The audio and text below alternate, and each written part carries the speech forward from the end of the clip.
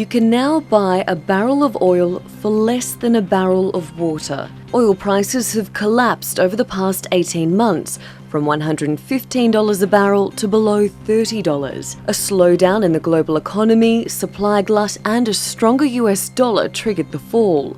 The head of the International Monetary Fund, Christine Lagarde, says that the state of a number of troubled oil exporting countries keeps her up at night, and the investment bank Citigroup notes that the global economy is in a death spiral and we should all fear an Oilmageddon. But research company IHS's chief upstream strategist, Bob Fryklund, says what the market is facing is different than previous crashes.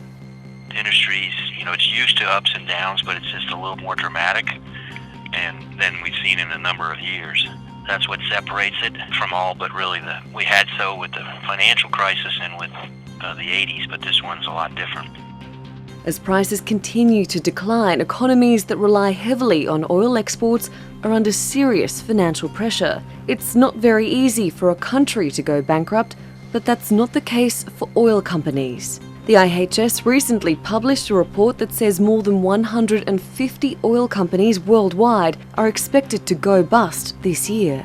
Companies have tried to cope by taking different measures. They've laid off workers, taken on more debt, or as a last resort, cut dividends. But Fryklund warns bankruptcy might be next. What a company does is cuts cash flow. It generally means cutting exploration way back. It could mean cutting people.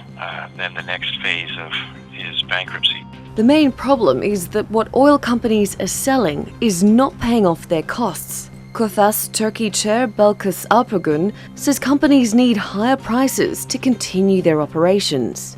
It's a dilemma. So they need to either get higher prices or go bust. Since the prices is not going to be higher, they need to deal with all those structural problems, and not all of them can actually stand up to those problems. Critics cannot guess whether oil prices will remain low or if they will plummet even further, but they fear that the current actors and factors in the oil market may not be able to restore balance.